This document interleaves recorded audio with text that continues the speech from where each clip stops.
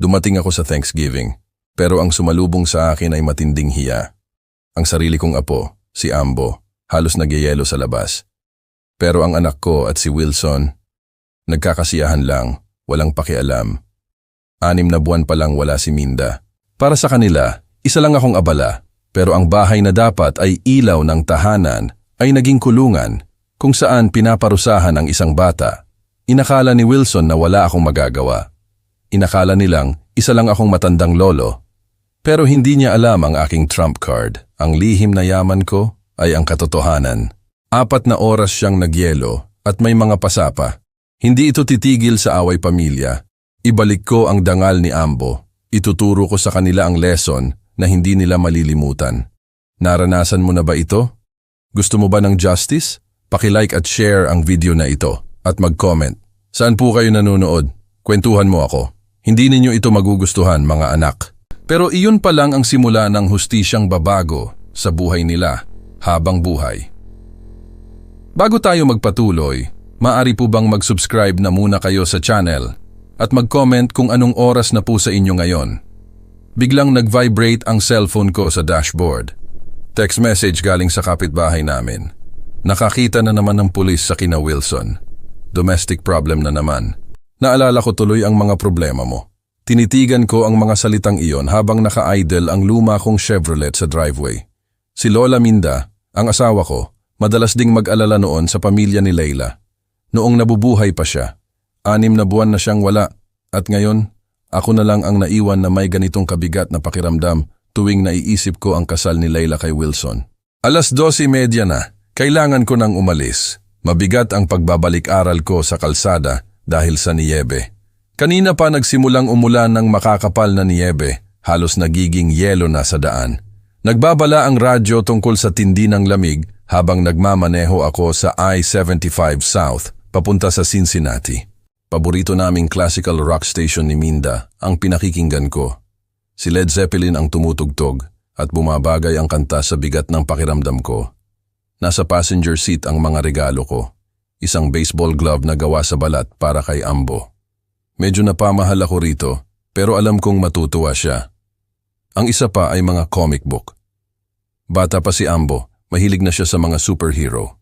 Ngayon, 18 anyos na siya, pero naniniwala ako. Hinding-hindi ka tumatanda para sa mga bayani. Ang pamilya lang ang tanging meron tayo.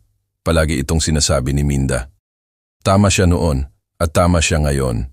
Kahit boses niya lang ang natitira sa alaala ko. Pagkatapos niyang mamatay, bawat pagtitipon ay tila babasaging salamin na. Kinakailangan kong mag-ingat. Kinakailangang tawagan ko muna si Leila. Baka magulat pa sila. Pero 6 na beses itong nag-ring bago napunta sa voicemail. Kakaiba. Kadalasan may tao naman sa bahay tuwing araw ng pasasalamat. Lumiko ako sa isang gasolinahan. Maliwanag ang ilaw. Parang parola sa gitna ng madilim na hapon dahil sa niyebe. Naggasolina ako at bumili ng kape at paborito ni Ambo na peppermints. Napailing ang kahera, isang bata na halatang pagod. Sir, lalong lumalala ang lagay ng kalsada. Malayo pa ba ang biyahe ninyo? Cincinnati lang, kainan ng pamilya. Mag-iingat po kayo, 3 aksidente na ang nakita ko ngayong araw. Bumalik ako sa truck. 3:05 na. Kahit 45 minuto lang ang normal na biyahe, sigurado akong aabot ito ng 1 oras ngayon. Iniisip ko si Ambo, siguro'y nagluluto kasama si Leila o nanonood ng basketball kasama si Wilson. Ang laki na ng apo ko simula noong huli kaming mangisda sa Lake Erie. Noon ko napansin ang pasa sa braso niya. Tinanong ko siya. Ang sagot niya ay nadapa lang siya sa bike, pero parang mali. Parang bakas ng mga daliri. Dapat, mas nagpumilit akong magtanong noon. Alam ni Minda ang dapat gawin. Tuloy pa rin ang pag-ulan ng niebe nang lumabas ako sa exit 15. Ang mga kalye ay may hanay ng bahay. Lahat may dekorasyong pang Pasko at Halloween. Mga ilaw na kumikinang sa gitna ng puting niebe. Pagliko ko sa Maple Grove Subdivision, ang mabagal na pagmamaneho'y nagpapakita sa akin ng mga bahay. Naroon ang mga pamilyang nagtitipon, nagkukwentuhan at nagpapasa ng pagkain. Ang ilaw mula sa mga bintana'y ginto, kumikinang sa bakuran. Ito'y dapat maging araw ng paghilom. Ito ang gusto ni Minda, Sa dulo ng block, tanaw ko na ang bahay ni Leila. Ang asul na 2 palapag, may puting shutter. Ang pickup ni Wilson, nakaparada sa tabi ng kotse ni Leila. May usok sa chimenea at puno ng dekorasyon ng veranda. Parang normal lang, payapa. Inaasahan ko na ang gulat sa mukha nila pagdating ko. Marahil, tatakbo si Ambo para yakapin ako, tulad ng ginagawa niya noong bata pa. Marahil, ito na ang simula ng paghilom ng aming pamilya, tulad ng pangarap ni Minda. Ipinarking ko ang truck sa likod ng sasakyan ni Wilson. Ang makina'y tumitik-tik habang lumalamig. Sa gitna ng niebe, tanaw ko ang kumikinang na holiday lights sa pintuan. Naririnig ko ang mahinang musika sa loob, mainit at nakakaengganyo. Tapos, nakita ko siya. Si Ambo, nakaupo sa harap ng hagdan. Nakatak-in ang ulo sa pagitan ng mga tuhod.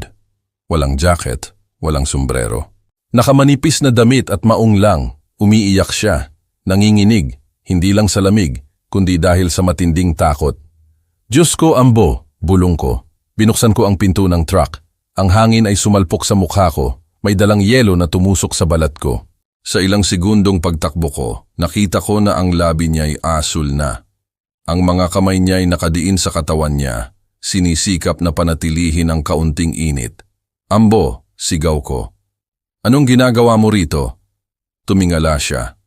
Ang ginhawang nakita ko sa mata niya ay halos pumatay sa akin. Ang mukha niya ay maputla, halos kulay abo na. May mga pamumula sa pisngi niya dahil sa kagat ng lamig. Lolo. Ang boses niya ay halos bulong na lang. Ang ngipin niya ay nagkakalampagan. Hindi po ako pwedeng. Hinubad ko na ang makapal kong winter coat at ipinulupot ko sa balikat niya. Hindi niya na natapos ang sasabihin niya. Ang bata ay kasing lamig na ng yelo. Ang buo niyang katawan ay nanginginig na parang dahon sa hangin. Anong ibig mong sabihin? Hindi ka pwede? Hindi ka pwede saan? Tinulungan ko siyang tumayo. Inalalayan ko siya ng muntik na siyang bumagsak. Gaano ka nakatagal dito? Hindi po ako pinapayagan. Mas hinigpitan niya ang pagkakayakap sa coat ko. Nararamdaman ko ang panginginig niya sa kabila ng kapal ng tela. Hindi po ako pinapayagang pumasok sa bahay. Ang mga salitang iyon ay tumama sa akin. Sa likod namin, sa bintanang maliwanag, naririnig ko ang tawanan at tunog ng telebisyon, ang mainit na glow ng pagdiriwang ng pamilya. Samantalang ang apo ko'y nakaupo sa labas, nagyayelo, parang pinarurusahan. Anong ibig mong sabihin? Hindi pinapayagan? Ang boses ko'y mas matalas kaysa sa intensyon ko. Pero ang galit ay nag-aapoy na sa dibdib ko. Ito ang bahay mo. Umatras si Ambo sa boses ko. Agad ko itong pinalambot. Ang huli niyang kailangan ay ang sigawan siya ng isa pang matanda. Lolo, huwag niyo na pong dagdagan ang problema ko, bulong niya. Sana po'y huwag kayong marinig ni Wilson. Tinitigan ko ang bahay. Ang dekorasyon, ang mainit na ilaw, ang tunog ng pagdiriwang. Tapos, tinitigan ko ang apo ko. Asul ang labi, nanginginig sa lamig. Damit lang ang panlaban sa lagay ng panahon na halos nagyayelo na. Gaano katagal, Ambo? Pinanatili kong mahinahon pero matatag ang boses ko. Gaano ka nakatagal dito? Ayaw niya akong tingnan sa mata. Mula po kaninang umaga. Kaninang umaga? Tiningnan ko ang relo ko. 3:00 na. Anak, halos nagyayelo na rito. Pwede kang magkaroon ng frostbite. Huminto ako bago ko pa siya mas lalong takutin. Sinubukan kong pihitin ang door handle. Nakalak. Siyempre, nakalak. Inalak nila siya palabas ng sarili niyang bahay ngayong araw ng pasasalamat. Hayaan siyang magyelo, samantalang sila'y nagpapakasaya sa loob. Kailangan nating magpainit, sabi ko. Inakay ko siya papunta sa truck ko. Halika na, ipapasok kita sa cab kung saan may heater. Pero kahit ginagawa ko ang lahat para protektahan siya, nag-iisip ang isip ko. Ang pagkislot niya nang tumaas ang boses ko. Ang mga pasa na nakita ko noong nangingisda kami. Ang maingat na kilos niya, parang isang taong natutong liitan at itago ang sarili. Hindi ito ang unang beses. Ambo, sabi ko. Tinulungan ko siyang umupo sa passenger seat at isinagad ko ang heater. Inihagod ko ang mga kamay niya sa pagitan ng mga kamay ko, namanhid na ang mga daliri niya. Kwentuhan mo ako, anak, sabi ko. Pinanatili kong matatag ang boses ko sa kabila ng galit na naramdaman ko. Ano ang nangyari kaninang umaga? Tinitigan niya ang kanyang mga kamay, nanginginig pa rin. Tinulungan ko po si inay sa pabo. Pinabantay niya sa akin habang naliligo siya. Ang boses niya ay maliit, nahihiya. Nakalimutan ko pong patayin ang timer pagkalabas ko. Ang pabo medyo nasunog sa tuktok. Hindi naman po sira pero medyo maitim lang. Sa wakas, tiningnan niya ako. Nakita ko ang takot sa mga mata niya. Dumating po si Wilson, nakita niya at nag-amok po siya. Kinuyom ko ang panga ko. Nag-amok paano? Nagsisigaw po tungkol sa kung paano ko sinira ang buong holiday. Sinabi niya na iisipin ng mga bisita na hindi marunong magluto si inay. Nakahiya-hiya ako sa pamilya. Hinigpitan ni Ambo ang kumot. Pagkatapos, sinabi niyang kailangan ko raw pag-isipan ang mga aksyon ko at hindi ako pwedeng pumasok hanggat hindi ako natututo ng responsibilidad. At ang nanay mo? Ang tanong ko'y mas matigas kaysa sa gusto ko. Umiwas ng tingin si Ambo. Sinubukan niya pong magsalita. Pero sinabi ni Wilson na huwag siyang makialam. Nasa amin lang daw iyon. Hindi na po siya nagsalita pagkatapos. Tiningnan ko ulit ang relo ko. 3:20. Anong oras nangyari ito, Ambo? Mga 11:00 po. 4.5 oras. 4.5 oras sa lamig na pwedeng pumatay ng tao dahil lang sa medyo nasunog na pabo na malamang ay masarap pa rin. Kinailangan kong huminga ng malalim ng maraming beses bago ako makapagsalita ng hindi sumisigaw. Nangyari na ba ito noon? Ang tanong ko'y nabitin sa hangin. Nakikita ko siyang nakikipagbuno kung sasabihin ba niya ang totoo. Siguro, inuugat niya ang mga posibleng kahihinatnan. Minsan po, bulong niya, kapag nagkakamali ako. Noong nakaraang buwan, pinatayo niya ako sa garahe ng magdamag. Dahil nakalimutan kong ilabas ang basura. At minsan, ikinulong niya ako sa basement sa loob ng 2 araw dahil nabasag ko raw ang isa sa mga botelya niya ng beer. Ang bawat salita niya ay parang suntok sa sikmura ko. Tiningnan ko ang apo ko. Ang matalino, mabait na bata na hindi kailanman nanakit ng sinuman. Alam ito ng nanay mo. Sabi ni inay, sinusubukan lang daw akong turuan ni Wilson ng disiplina. Na kailangan ko raw maging mas responsable. Ang boses niya ay basag. Siguro, tama siya. Siguro'y, huwag. Hinarap ko siya ng buo. Huwag na huwag mong sisisihin ang sarili mo rito, Ambo. Ang ginagawa ng lalaking iyon sa iyo ay hindi disiplina. Pag-aabuso iyan. At matatapos na iyan ngayon. Nanlaki ang mata ni Ambo sa takot. Huwag, Lolo. Pakiusap. Kung mag-iingay kayo, sa akin niya lang po ibabalik. Palagi niyang ginagawa iyon. Tinitigan ko ang bahay sa bintana. Mainit at nakakaingganyo pa rin. Puno pa rin ng tawanan at musika. Sa loob naghahain ng hapunan ang anak ko sa mga bisita, samantalang ang stepson ng asawa niya'y nagyayelo sa isang truck. Makinig ka sa akin, sabi ko. Hinawakan ko ulit ang mga kamay niya. 18 anyos ka na. Hindi mo na kailangang mamuhay ng ganito at hindi ko na iyan hahayaan. Pero saan po ako pupunta? Wala akong pera. Hindi ko po makakayanan ng kolehiyo nang wala. Uuwi ka sa akin ngayong gabi. Biglang luminaw ang desisyon ko habang nagsasalita ako. Aayusin natin ang iba pa mamaya. Nakita ko ang pag-aaway ng Pag-asa at takot sa mukha niya. Pag-asa, dahil sa wakas ay may isang taong lalaban para sa kanya. Takot, dahil natutunan niyang hindi magtiwala na maaaring gumanda ang mga bagay. Hindi niya ako hahayaang umalis, mahinang sabi ni Ambo. Tatawag siya ng pulis, sasabihin niyang may ninakaw ako o na kinikidnap niyo ako. Tiningnan ko ulit ang bahay, ang ilaw, ang dekorasyon at naramdaman ko ang isang bagay na malamig at matigas na nanirahan sa dibdib ko. Si Minda ang palaging diplomatiko. Siya ang nagpapagaan sa mga away pamilya gamit ang pasensya at pag-unawa. Pero wala na si Minda rito. At ang diplomasya ay hindi nakapagprotekta sa apo ko sa lamig ng 4 na oras. Ako na ang bahala kay Wilson, sabi ko. Binuksan ko ang pinto ng truck. Sa ngayon, kukunin natin ang mga gamit mo.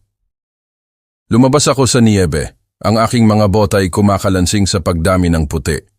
Sa likod ko, narinig ko si Ambo na nagmamadaling sumunod. Ang jacket ko'y nakabalot pa rin sa balikat niya. Nakalak pa rin ang harapang pinto, pero wala akong intensyong kumatok. Niyakap ko si Ambo ng mas mahigpit, pero hindi na lang sa lamig nanginginig ang mga kamay ko. Nanginginig ito sa galit. Bakit hindi mo sinabi na ganito na pala kalala? Tanong ko. Ngayong naghahanap na ako, nakita ko ang bahagyang pasa sa pangan niya. Natatakpan ito ng anino at namumula sa lamig na balat. Sinubukan ko pong ipahiwatig, bulong niya. Pero palagi kayong nakikipag-usap kay inay at siya... Bumalik sa akin ang isang alaala, parang sampal. Noong nakaraang buwan, tumawag si Ambo habang naghahanda ako ng hapunan. Ang boses niya ay maliit at hindi sigurado. Lolo, sabi ni Wilson, hindi na raw ako pwedeng kumain kasama sila. Kailangan ko raw kitain ang daan pabalik sa lamesa. Pinagtawanan ko lang. Akala ko'y drama lang ng teenager. Tinawagan ko si Leila at pinalipas niya lang ito ng madali. Dad, nag-o-overreact ka. Normal lang yan na disiplina ng pamilya. Nag-e-exaggerate lang si Ambo. Alam mo naman ang mga teenager. Isa pang alaala ang lumitaw. Tawag noong tag-init. Pagod ang boses ni Ambo. Inay, sinigawan na naman ako ni Wilson tungkol sa pag-iiwan ng plato sa lababo. Pinaghugas niya ako ng lahat ng plato sa bahay ng 2 beses. Nang tanungin ko si Leila tungkol dito, napabuntong hininga lang siya. Nagdadrama lang siya. Sinusubukan lang siyang turuan ni Wilson ng responsibilidad. Gaano ka nakatagal niyang tinatrato ng ganito? Tanong ko, kahit alam kong wawasakin ako ng sagot. Simula po nang ikasal siya ni inay, 3 taon na ang nakalipas. Halos hindi na marinig ang boses ni Ambo. Nagsimula sa maliliit na bagay, pinapag-ulit niya ako sa mga chores kung hindi perpekto, tapos lumala ng lumala. Naalala ko ang insidente sa basement. Nabagit mo na natulog ka sa garahe. Ilang beses? Mas marami pa sa gusto kong bilangin. Nakatingin siya sa mga kamay niya ngayon. Nakikita ko ang kahihiyan na dala niya. Noong nakaraang taglamig, ikinulong niya ako sa labas dahil nakalimutan kong mag-shovel ng daanan. Natulog ako sa truck niyo nang bumisita kayo noong bisperas ng Pasko. Ang truck ko. Natulog siya sa truck ko noong bisperas ng Pasko. Samantalang ako'y nasa loob, nag-e-enjoy sa eggnog at iniisip kung gaano kaganda ang aming holiday ng pamilya. Ang pagkakasala ay sumalpok sa akin, parang isang pisikal na suntok. Tumingin ako sa bahay, ang perpektong suburban holiday scene, samantalang ang apo ko'y muntik nang mamatay sa lamig sa labas. Alam ito ng nanay mo. Tumango si Ambo ng miserable. Sabi ni inay, sinusubukan lang daw akong gawing mas mabuting tao ni Wilson, na kailangan ko raw tigilan ang pagiging masyadong sensitibo at matutong sumunod sa mga patakaran. Ang galit ay nagtatayo na ngayon, mainit at nakatuon. Nararamdaman ko ito sa dibdib ko. Pinayuhan ako ni Minda na magbilang hanggang 10 bago ako kumilos kapag nagagalit ako ng ganito. Pero wala si Minda rito at ang pagbibilang ay hindi makatutulong sa apo ko. Tumayo ako. Huwag mong subukang gawin ito, Lolo. Hindi ko po kayo maintindihan kung gaano siya nagagalit kapag may humahamon sa kanya. Pero naglalakad na ako patungo sa bahay. Ang apo ko'y sumusunod sa akin nang nag-aatubili. Ang harapang pinto ay mukhang matibay at mahal. Ang yabang ni Wilson ay makikita sa bawat detalye ng kanyang perpektong suburban fortress. Hindi na ako nag-abala pang kumatok. Ang bota ko'y tumama sa pinto, sa tabi lang ng lock ng buong lakas ko. 68 anyos ako, pero ang mga dekada ng trabaho sa pabrika ay nag-iwan sa akin ng mas maraming lakas kaysa sa karamihan ng mga lalaki na kalahati ng edad ko. Bumiyak ang kahoy nang may crack na umalingaw-ngaw sa buong kapitbahayan. Ang pinto'y bumukas ng napakalakas, sumalpok sa dingding. Ang mainit na hangin ay sumalubong sa amin. May dalang amoy ng inihaw na pabo at tunog ng nakagugulat na katahimikan. Pumasok ako sa entryway. Si Amboy nasa likod ko. Tiningnan ko ang eksena. Natigilan ako. Ang hapagkainan ay nakaset up na parang galing sa isang magazine. Puting mantel, kandila at crystal glasses. Si Wilson ay nakaupo sa dulo ng lamesa, nakasuot ng plantsadong damit, hawak ang carving knife. Si Leyla'y nasa tabi niya. May isang batang babae, si Isay, nakaupo sa tapat nila, may fork na puno ng mashed potatoes na nasa gitna ng pagsubo. Lahat sila'y natigilan. Parang may nag-hit ng pause sa kanilang perpektong holiday moment. Ang kaibahan ay tumama sa akin, parang pisikal na suntok. Narito sila, mainit at komportable, nag-e-enjoy sa kanilang handaan. Samantalang si Amboy nanginginig sa labas ng higit sa 4 na oras. Nawala na ba talaga kayo sa sarili ninyo? Ang boses ko'y umalingaw-ngaw sa buong silid. Nabitiwan ni Isay ang fork niya. Ang mukha ni Leyla'y pumuti na parang papel. Tumama sa lamesa ang serving spoon niya. Tumalsik ang gravy sa puting mantel. Dad? Ang boses ni Leyla'y parang huni. Anong ginagawa mo rito? Paano ka? Habang kayo'y nagkakasiyahan dito na parang mga hari, ang batang iyan ay nagyayelo sa labas. Itinuro ko si Ambo. Naka-jacket ko pa rin at nanginginig pa rin siya sa kabila ng init sa loob. 4 na oras, Leyla. 4 na oras sa lamig na pwedeng pumatay sa kanya. Dahan-dahang inilapag ni Wilson ang carving knife. Tumayo siya. Mas malaki siya kaysa sa natatandaan ko. Siguro'y mas mabigat siya sa akin ng Fifantul Elibe. Sino ang nagbigay sa iyo ng pahintulot na pumasok sa bahay ko? Ang boses niya ay kontrolado, pero mapanganib. Ang tono ng isang lalaking hindi sanay na hinahamon. Ito'y pribadong ari-arian at ikaw ay lumalabag sa batas. Nakita ko siyang sinusukat ako. Kinakalkula kung kaya niya akong takutin para umatras.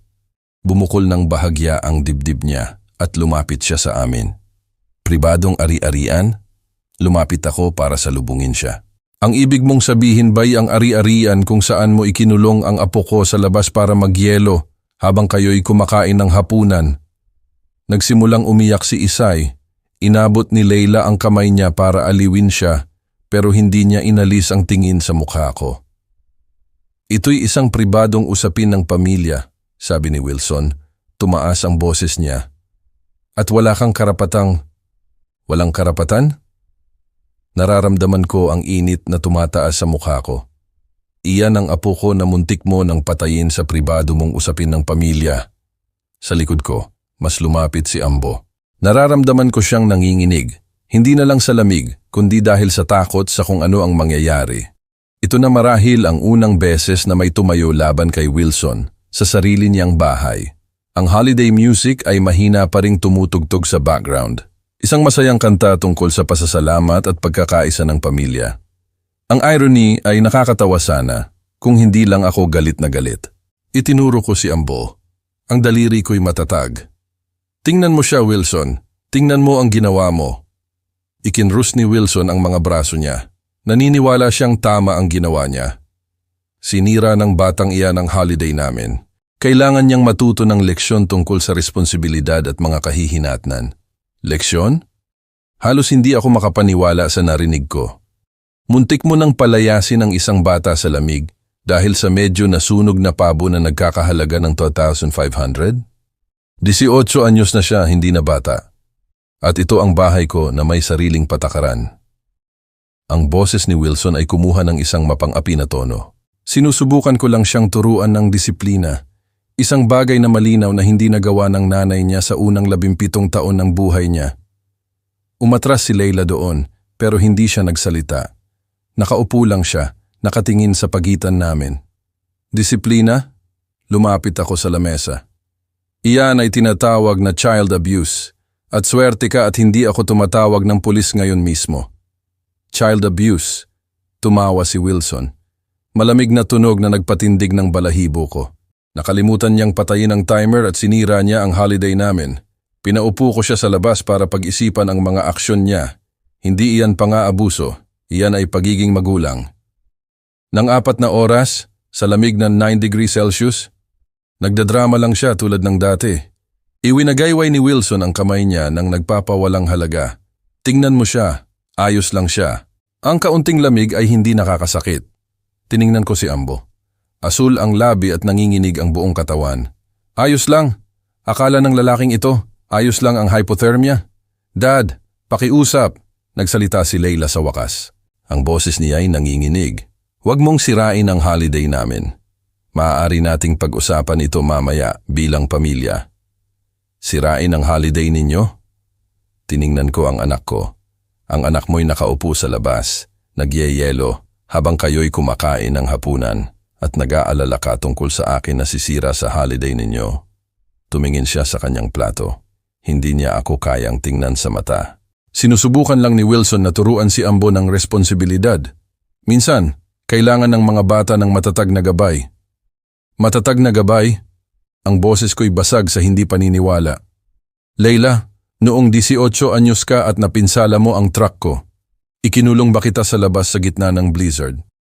Nang bumagsak ka sa math test mo, pinatulog ba kita sa garahe? Iba yan, bulong niya. Paano ito naiiba?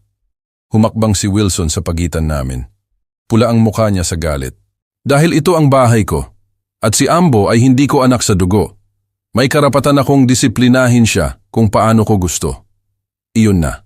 Ang katotohanan ay lumabas na sa wakas. Hindi niya dugo si Ambo, kaya walang halaga si Ambo. Ang batay walang iba, kundi isang abala na kailangang kontrolin at parusahan.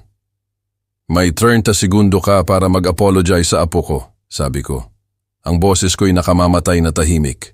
30 segundo para magpakita ng pangunahing kagandahang asal. Ang tawa ni Wilson ay mas malamig pa. Wala akong utang na anuman sa batang iyan.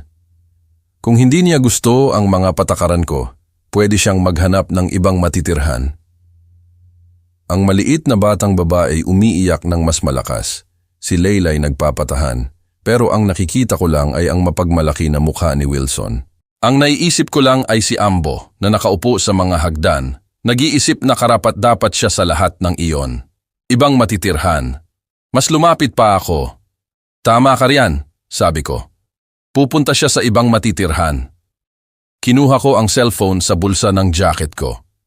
Ang aking hinlalaki nakahawak sa keypad. Nagbago ang mukha ni Wilson nang makita niya ang telepono. Ang kumpiyansa niya ay nagkalamat ng bahagya. Alinman sa mag-apologize ka sa apo ko ngayon, sabi ko. Ang boses ko'y nakamamatay na kalmado o tatawag ako sa Child Protective Services at ire-report ang pang-aabusong ito. Hindi mo magagawa yan. Mas lumapit si Wilson, sinubukan niyang gamitin ang laki niya para takutin ako. Pero mas malalaki na ang hinarap ko sa buhay ko. Hindi ako aatras sa sinumang nanakit sa pamilya ko. Subukan mo. Sinimulan kong idaya lang unang numero. Marami akong sasabihin sa kanila tungkol sa pag-iwan ng isang 18 anyos sa labas sa lamig ng 4 na oras.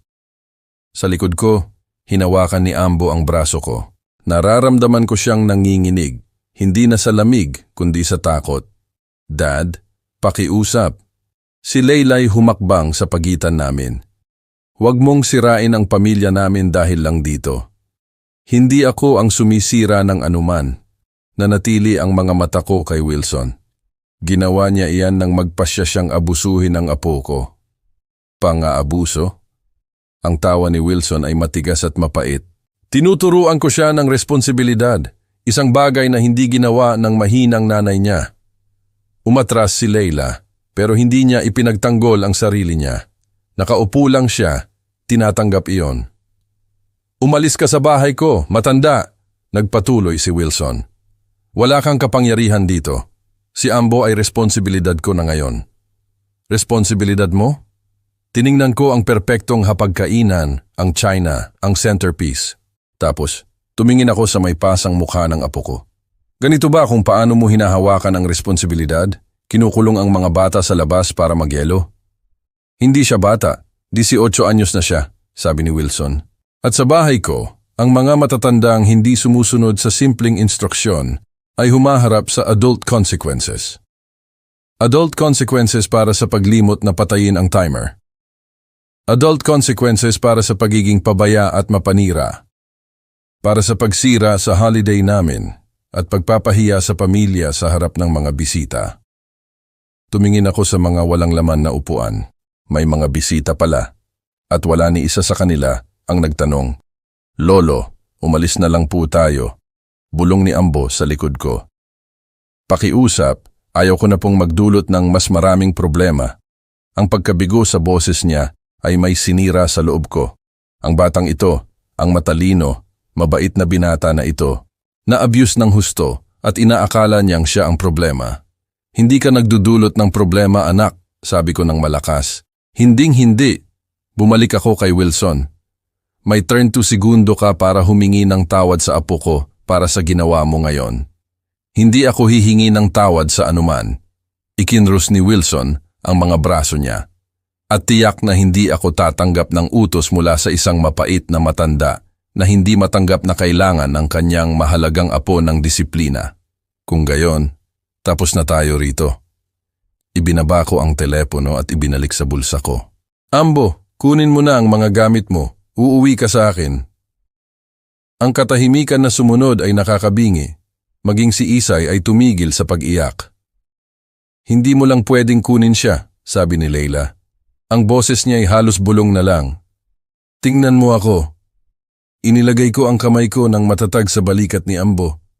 Inakay ko siya palayo sa hapagkainan, patungo sa hagdan. Mag-impake ka. Aalis na tayo. Dad, hindi mo ito magagawa. Sinundan niya kami, tumataas ang boses niya sa takot. Hindi mo lang pwedeng pumasok sa bahay namin at kunin ang anak ko. Magagawa ko at ginagawa ko. Nagpatuloy ako sa paglalakad.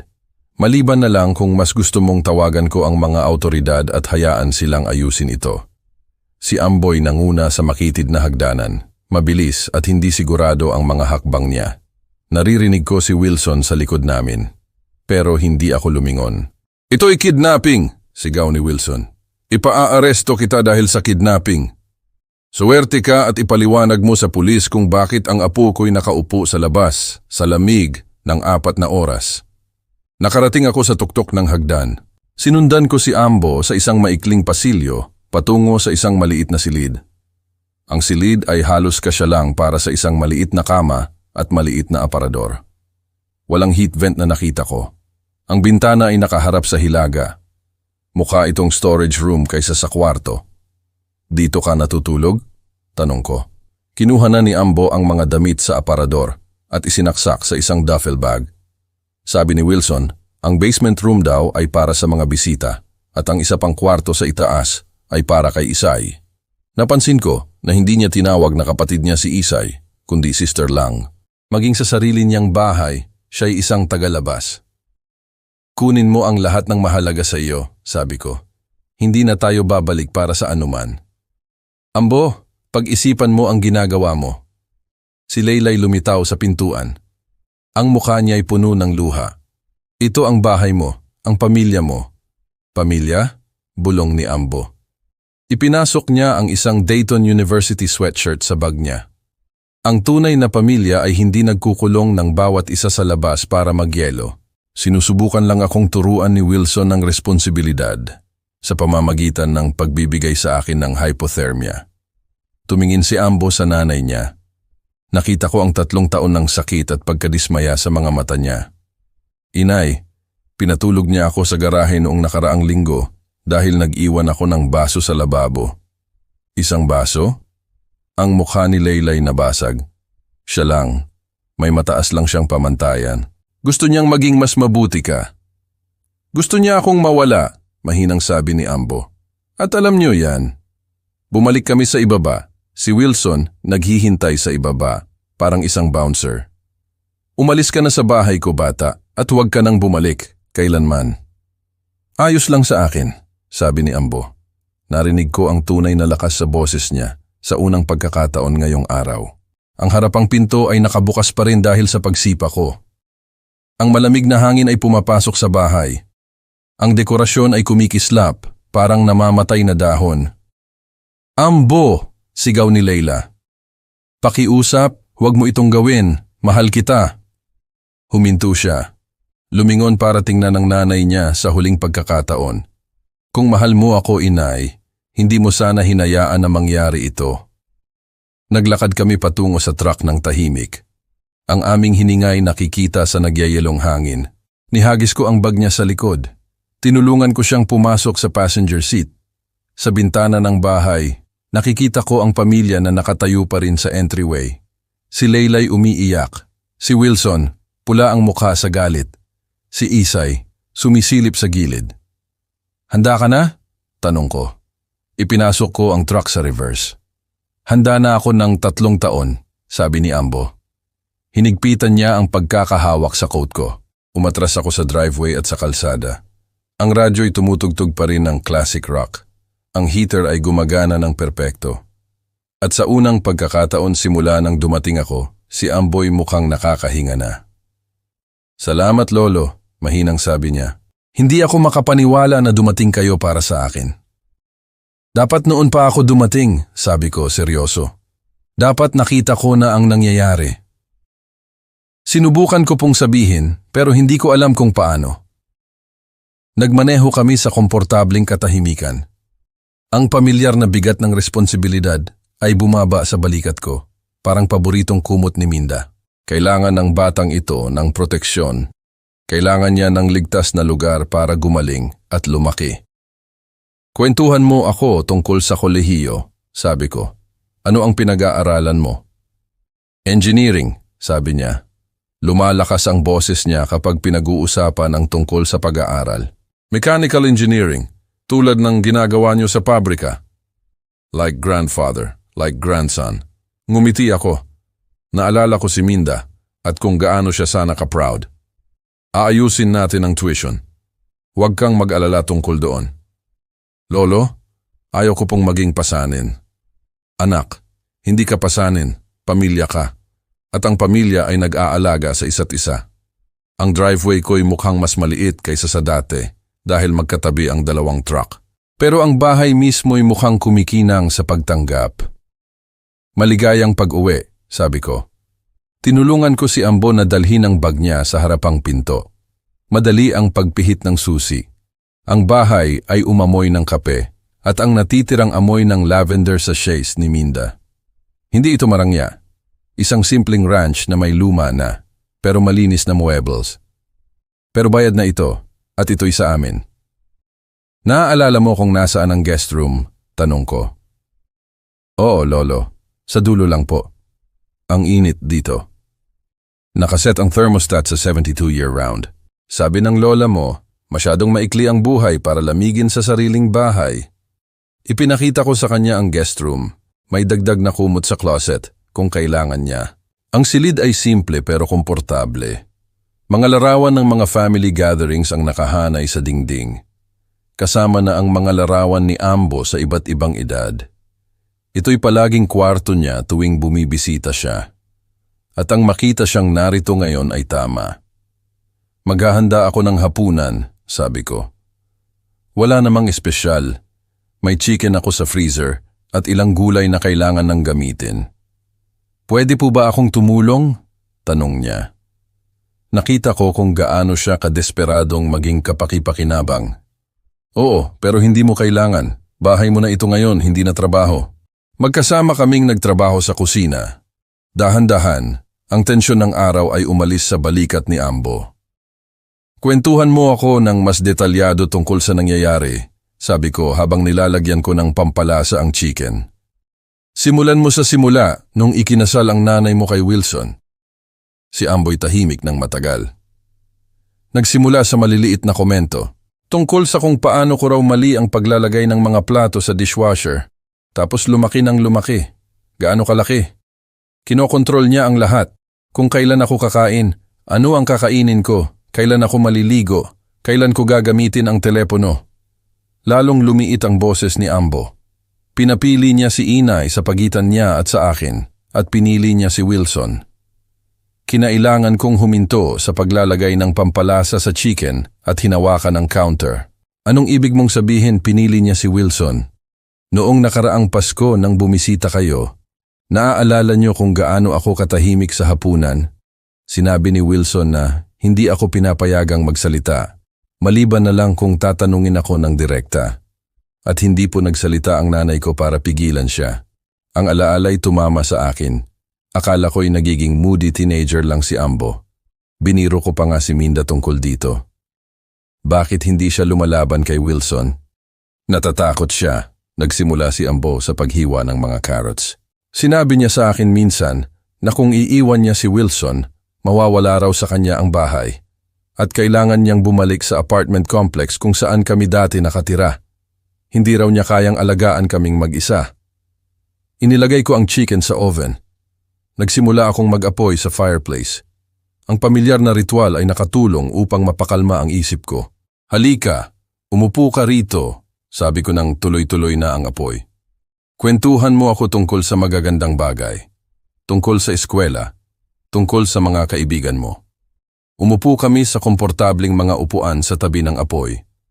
Sa unang pagkakataon ngayong araw, ngumiti si Ambo. Naka-dean's list po ako noong nakaraang semestre. At may kaibigan po ako, si Jake, na nagtuturo sa akin maggitara. Palaging gusto ng lola mo na matutong maggitara. Itinuro ko ang isang nakatali na larawan sa mantel na nagpapakita kay Minda noong 20 anyos, tumatawa habang may hawak na acoustic guitar. Sabi niya, ang musika ay wika ng kaluluwa. Naaalala ko ang sinabi niya iyan. Pinag-aralan ni Ambo ang larawan. Namimiss ko siya. Ako rin, anak. Ako rin. Nag-usap kami hanggang sa maluto ang chicken. Nagbahagi kami ng mga alaala ni Minda. Nagplano kami para sa spring semester ni Ambo. Ang bahay ay naging buhay ulit. Nang umupo kami para kumain ng simple pero nakabubusog na pagkain, tiningnan ko si Ambo. Wala na ang takot sa mga mata niya. Pinalitan ito ng isang bagay na hindi ko nakita sa loob ng maraming taon. Pag-asa. Tatawagan natin ang kolehiyo bukas, sabi ko. Sisiguraduhin natin na maayos ang financial aid mo. At hahanap tayo ng part-time job kung gusto mo. Lolo, hindi niyo po kailangang gawin ang lahat ng ito para sa akin. Oo, kailangan ko. Iyan ang ginagawa ng pamilya. Tumunog ang telepono habang tinatapos namin ang dessert. Ang tunog ay tumama sa aming tahimik na gabi, parang kutsilyo. Tiningnan ko ang caller ID, si Leila. Ang tahimik na tunog ng fireplace ay sinira ng 3 malakas na katok sa harapang pinto. Hindi ito ang mahinahon na katok ng kapitbahay. Ito'y ang mapagpasiyang katok ng isang taong umaasa ng agarang pagsunod. Halos nabitiwan ni Ambo ang tasa niya ng kape. Ambo, manatili ka sa likod ko, sabi ko. Tumayo ako at nagtungo sa pinto. Muli itong kumatok, mas mapilit.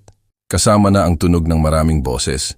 Binuksan ko ang porch light at tumingin sa peephole. 2 pulis na naka-uniforme ang nakatayo sa pintuan ko. At sa likod nila, parang mga predator na naghihintay, ay sina Wilson at Leila. Mr. Reyes, tawag ng lead officer. Pulis po, kailangan namin kayong kausapin. Huminga ako ng malalim at binuksan ang pinto. Iniharang ko ang katawan ko para harangan ang paningin nila kay Ambo. Anong maitutulong ko sa inyo, officers? Agad na lumapit si Wilson.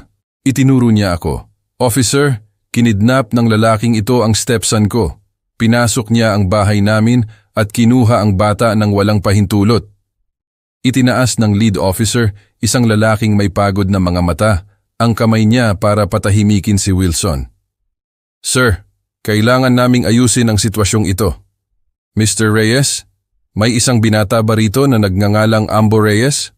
Oo, sabi ko ng simple. Ang apo ko'y narito. Kinidnap niya. Ang boses ni Wilson ay tumaas ng dramatiko. Sinira ang pinto namin, parang isang kriminal, at hinila ang bata palayo sa pamilya niya.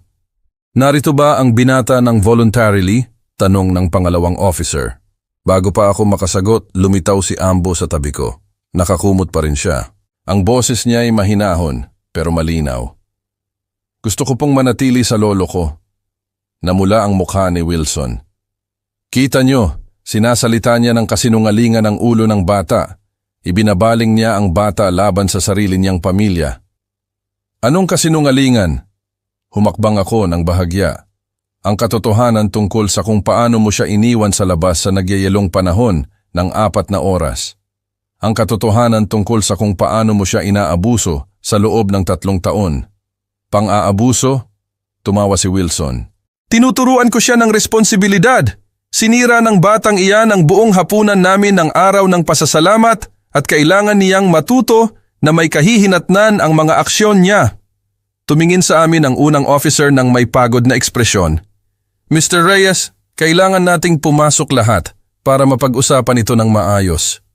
Umatras ako nang nag-aatubili. Sumunod agad si Wilson. Si Leyla'y nakasunod sa likod niya. Ang mga mata niya ay nakatingin sa sahig. Ngayon, sabi ng officer, kinuha ang notepad niya. Simulan natin sa simula. Mr. Wilson, inaangkin mo na kinidnap ng lalaking ito ang stepson mo. Ganap! Itinuwid ni Wilson ang mga balikat niya. Umuwi ako galing sa trabaho at nakita kong sirang-sira ang pinto namin at wala na si Ambo. Nang tumawag ako sa paligid, sinabi ng mga kapitbahay na nakita nila ang isang matandang lalaki na pinipilit ang bata sa isang truck. Pinipilit? Hindi ko mapigilan ang hindi paniniwala sa boses ko. Officer, iniligtas ko ang apo ko mula sa child abuse. Iyan ang patuloy niyang sinasabi, sabi ni Wilson. Pero ang totoo, hindi niya kailanman inaprubahan ang kasal ko sa anak niya. Naghahanap lang siya ng anumang dahilan para magdulot ng gulo. Bumaling ang officer kay Ambo. Anak, pinilit ka ba ng lalaking ito na sumama sa kanya? Hindi po, sir. Ang boses ni Ambo'y halos bulong na lang. Iniligtas niya po ako. Iniligtas ka mula saan? Tumigil si Ambo ng may kaba. Tumingin kay Wilson, tapos bumalik sa officer. Mula po sa pagkamatay sa lamig sa front porch, tumingin ang pangalawang officer mula sa notepad niya. Ipaliwanag mo yan. Hindi ko po sinasadya na masunog ang pabo kaninang umaga. Pinaupo ako ni Wilson sa labas sa lamig para pag-isipan ang mga aksyon ko. Nandoon po ako ng higit sa 4 na oras. Nag-e-exaggerate siya, mabilis na sabi ni Wilson. Maaaring 1 oras lang at nakasuot siya ng mainit. 1 oras? Tinitigan ko siya. Officer, may mga saksi ako. Ang apo ko'y nakaupo sa porch sa manipis na damit at maong nang dumating ako ng 3:15. Nandoon siya simula 11:00 ng umaga. Tiningnan ng unang officer si Wilson. Sir, totoo ba na pinaupo mo ang binata sa labas bilang parusa? Sandali lang, oo. Pero pinapalala niya ang tunog nito kaysa sa totoo. Sa nagyayelong panahon sa loob ng ilang oras, ang kumpiyansang fakad ni Wilson ay nagsimulang magkalamat. Minsan, ang mga teenager ay nangangailangan ng matatag na disiplina. Sumang-ayon kami ng nanay niya. Hindi sumang-ayon si inay sa anuman. Sabi ni Ambo, lumalakas ang boses niya. Hindi lang niya kayo pinigilan. Ang lahat ng matay bumaling kay Leila. Tahimik siya sa buong pag-uusap. Ma'am, mahinahong sabi ng officer. Ano ang bersyon niyo ng mga pangyayari? Si Leila'y mukhang isang babaeng nakatayo sa gilid ng isang bangin. Mrs. Wilson, sabi ng unang officer ng malumanay, kailangan naming malaman kung ano talaga ang nangyari ngayon. Lumapit si Wilson sa asawa niya. Nakita ko ang banayad na pananakot sa postura niya. Sabihin mo sa kanila, honey. Sabihin mo sa kanila kung paanong nilalason ng tatay mo ang isip ni Ambo laban sa pamilya namin. Napansin din ito ng officer. Sir, pakiusap, umurong ka at hayaang magsalita ang asawa mo. Ako. Ang boses ni Leila'y halos bulong na lang. Nasunog talaga ni Ambo ang pabo kaninang umaga.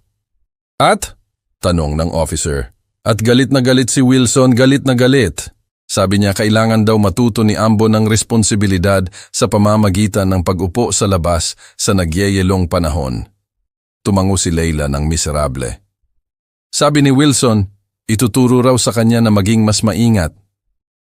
Gaano siya katagal sa labas, ma'am? Muli siyang sumulyap kay Wilson. Mula po 11:00. Hanggang kailan? Hanggang sa dumating ang tatay ko. Lalong lumiit ang boses niya. Mga 3:15. Ang officer ay nag-compute ng mabilis. Higit sa 4 na oras sa lamig na 9 degrees Celsius. Pinapalala niya ang tunog nito kaysa sa totoo, sagot ni Wilson. Maaari siyang pumasok anumang oras kung humingi siya ng tawad at nagpakita ng pagsisisi. Hindi siya pwede, biglang sabi ni Leila. Ang lahat ay tumingin sa kanya. Nakalak ang pinto. Sinabi mo sa akin na huwag siyang papasukin kahit anong mangyari. Ang katahimikan na sumunod ay nakakabingi. Ang mukha ni Wilson ay pumuti, tapos namula, tapos bumalik sa puti. Leila, sabi niya. Ang boses niya'y mapanganib na tahimik. Anong ginagawa mo? Sinasabi ko ang totoo. Tumingin siya kay Ambo. Nakita ko ang mga luha na nagsisimulang mabuo sa mga mata niya. Sa isang pagkakataon sa loob ng 3 taon, sinasabi ko ang totoo. Sumandal ng bahagya ang officer. Mrs. Wilson, nangyari na ba ang ganitong uri ng parusa noon? Oo, ang salita ay lumabas ng mabilis. Pinatulog niya si Ambo sa garahe sa basement. Kinukulong niya siya sa labas ng bahay ng magdamag. Lumalakas ang boses niya sa bawat pag-amin. Kinokontrol niya kung kailan pwedeng kumain si Ambo, kung kailan siya maliligo, kung kailan siya pwedeng magsalita sa hapagkainan. Leila, tumahimik ka. Ang maskara ni Wilson ay tuluyang natanggal. Wala kang ideya kung ano ang ginagawa mo. Sisirain mo ang lahat ng binuo natin. Ang binuo natin? Bumaling siya sa kanya nang may biglaang galit. Ano ang binuo natin kundi takot at paghihirap? Tingnan mo ang anak ko. Tingnan mo ang ginawa mo sa kanya. Pinanood ko ang mukha ni Ambo na nagbago. 3 taon ng pagdududa sa sarili inatunaw habang na-realize niya na mayroon pa ring nakakakita sa katotohanan. Tumayo ang unang officer at lumapit kay Wilson. Sir, kailangan mong humarap at ilagay ang mga kamay mo sa likod ng iyong likod. Kakatawa ito. Umatras si Wilson patungo sa pinto. Aarestuhin niyo ako base sa salita ng isang mapait na matanda at ng kanyang delusional na anak. Base sa pisikal na ebidensya at maraming nagpapatunay na testimonya tungkol sa pag-endanger sa bata. Kalmadong sabi ng officer. Kinuha niya ang handcuffs. May karapatan kang manatiling tahimik. Habang binabasa nila ang mga karapatan ni Wilson at inaakay siya patungo sa pinto, bumalik siya kay Leila nang may galit sa mga mata. Pagsisisihan mo ang pagtataksil na ito. Mawawala sa iyo ang lahat, ang bahay, ang pera, lahat. Wala ka ng halaga kung wala ako. Mas gugustuhin ko pang wala akong halaga kaysa panoodin kang sakta ng anak ko, sabi niya. Sa unang pagkakataon sa loob ng maraming taon, siya'y tunog ng malakas na babae na nagpalaki kay Ambo ng mag-isa. Sumara ang pinto sa likod ng mga officer at ng kanilang preso. Naiwan kaming 3 sa sala ko. Bumagsak si Leila sa isang silya at nagsimulang umiyak. Hindi ang tahimik na luha, kundi malalim na sobs na nagmumula sa mga taon ng nakabaong sakit. Pumunta agad si Ambo sa kanya, lumuhod sa tabi ng silya. Inay, ayos lang, tapos na. Patawarin mo ako, bulong niya. Dapat, pinrotektahan kita. Dapat, mas matapang ako. Matapang ka ngayong gabi, sabi ko, umupo ulit sa silya ko sa tabi ng fireplace. Nang mahalaga ang lahat, pinili mo ang anak mo kaysa sa asawa mo. Nangangailangan iyan ng tunay na tapang. Ang apoy ay tahimik, na umuugong.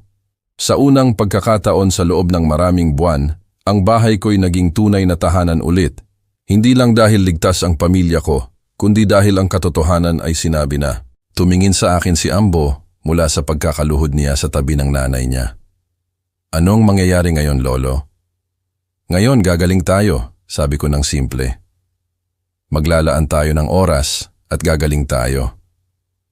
4 na buwan ang lumipas.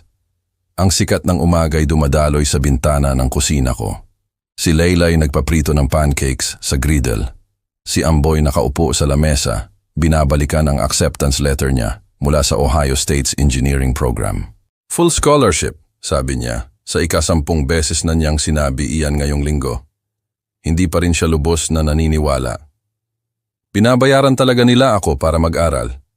Iyan ang nangyayari kapag henyo ka at nagsisikap, sabi ni Leila. Inilagay niya ang isang stack ng pancakes sa plato niya. Mukha siyang naiiba ngayon, mas malakas, mas kumpiyansa. Ang part-time job niya sa lokal na library ay nagbigay sa kanya ng independensya na hindi niya kailanman nagkaroon noon. Ang lola mo sana'y napaka-proud, sabi ko. Umupo ako sa silya ko. Ang kusina'y naging buhay ulit, puno ng tawanan at ang komportabling gulo ng isang tunay na pamilya. Si Leila ay permanenteng lumipat na pagkatapos ng conviction ni Wilson. Ang guest room ay naging espasyo niya. Ang basement ay ginawa naming tamang kwarto para kay Ambo. Hindi isang punishment cell, kundi isang komportabling retreat na may magandang heating. Dad, sigurado ba kayo na hindi niyo kami iniisip na abala na mananatili rito ng matagal? Tanong ni Leila. Ang independensya ay masyadong overrated, sabi ko. Seryoso ako. Ang pamilya ang mahalaga. Saka, sino pa ang sisigurado na hindi sisirain ni Ambo ang kusina kapag sinubukan niyang magluto? Isang beses lang yon, nagprotesta si Ambo, tumatawa. At napakaliit lang ng sunog.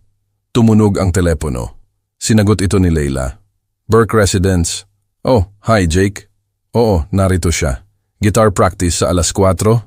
Sige, sasabihin ko sa kanya. Ibinaba niya ang telepono. Gusto ni Jake na malaman kung magpa-practice pa rin kayo para sa talent show. Talent show? Tinaasan ko siya ng kilay. Hindi mo sinabi sa akin ang tungkol sa talent show. Ngumiti si Ambo. Hindi naman malaki. Magkasama kami ni Jake, acoustic set. Ilang classic rock songs na malamang ay makikilala nyo. Ako ang nasa unang hilera, pangako ko. Kinahapunan, habang si Amboy nagpa-practice ng gitara, nagtrabaho kami ni Leila sa halamanan. Inihanda namin ang lupa para sa vegetable patch ni Minda. Dad, sabi ni Leila, kailangan ko kayong pasalamatan ulit para sa ginawa ninyo. Kung hindi kayo dumating noon, hindi mo kailangang pasalamatan ako, sabi ko. Ginagawa ko lang ang gagawin ng sinumang lolo. Hindi. Ipinagsapalaran niyo ang lahat para iligtas siya. Maaari kayong arestuhin, kasuhan ng kidnapping. Pero hindi ako naaresto. Ang katotohanan ay palaging nananalo sa huli. Ngumiti siya. Sabi ni Minda, ganun din, matalino siyang babae. Nang gabing iyon, nagsimula na kaming mag-routine. Hapunan ng magkasama, sinunda ng panonood ng TV. Hindi ito kapanapanabik o glamorous, pero iyon mismo ang kailangan naming lahat. Predictable, payapa, ligtas. Si Amboy nagpa-practice ng gitara sa sulok. Si Leila ay gumagawa ng crossword puzzle. Ako'y nagbabasa ng dyaryo.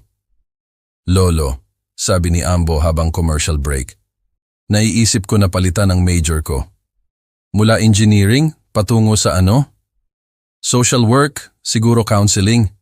Inilapag niya ang gitara niya. Gusto ko pong tulungan ang ibang mga bata na dumadaan sa pinagdaanan ko. Naramdaman ko ang pagmamalaki. Ang binatang ito, na may karapatang maging mapait at galit, ay gusto niyang gamitin ang karanasan niya para tulungan ang iba. Magandang layunin yan, sabi ko. Sabi ng lola mo, ang pinakamahusay na paraan para gumaling mula sa sakit ay ang tulungan ng iba na maiwasan yon. Sinabi niya talaga yan? Oo, kasama ng halos 1,000 iba pang karunungan na dapat mas pinakinggan ko pa. Habang lumalalim ang gabi at nakatulog na si Leila sa silya niya, lumabas kami ni Ambo sa back porch para tingnan ang mga bituin. Ang gabi ay malinaw at malamig. Pero hindi ito tulad ng kakilakilabot na araw ng pasasalamat na yon. Handa na para sa fishing season? Tanong ko. Hindi na makapaghintay. Sa tingin niyo po, makakahuli tayo ng mas malaki kaysa noong nakaraang taon? Sa swerte mo, siguro makakahuli ka ng balyena. Nakatayo kami sa komportabling katahimikan. 2 henerasyon ng Reyesmen na nakahanap ng kanilang daan pabalik sa isa't isa sa pamamagitan ng krisis at katotohanan. Sa loob ng ilang buwan, pupunta na si Ambo sa kolehiyo. Sa huli, bubuo siya ng sarili niyang buhay at pamilya, pero ang pundasyon ay matibay na ngayon. Binuo sa katapatan, proteksyon, at ang uri ng pag-ibig na hindi humihingi ng anumang kapalit. Lolo, sabi ni Ambo habang papasok kami ulit sa loob. Salamat po sa pagdating para kunin ako. Salamat po sa pagiging karapat-dapat na iligtas. Nag-iwan si Ambo ng isang matinding lesson kay Leila at Wilson. Tumigil siya. Tumingin sa ina niya. Kung mahal mo ako, inay, hindi mo sana hinayaan na mangyari ito. Ang mga salitang iyon, tumagos sa puso ni Leila. Pamilya kami, at ang pamilya nagpoprotekta. Sa likod ng malamig na niebe, ang bahay ko'y naging mainit. Sa unang pagkakataon, nakita ko si Ambo nang ngumiti ng totoo. Siya'y karapat-dapat na iligtas. Dapat noon pa ako dumating, pero ngayon, tapos na. Sinisigurado kong matatapos na ang lahat. Kung nagustuhan niyo ang kwentong ito, paki-like ang video, mag-subscribe sa channel. I-click ang box sa kaliwa para sa susunod na kwento. Salamat po sa panonood.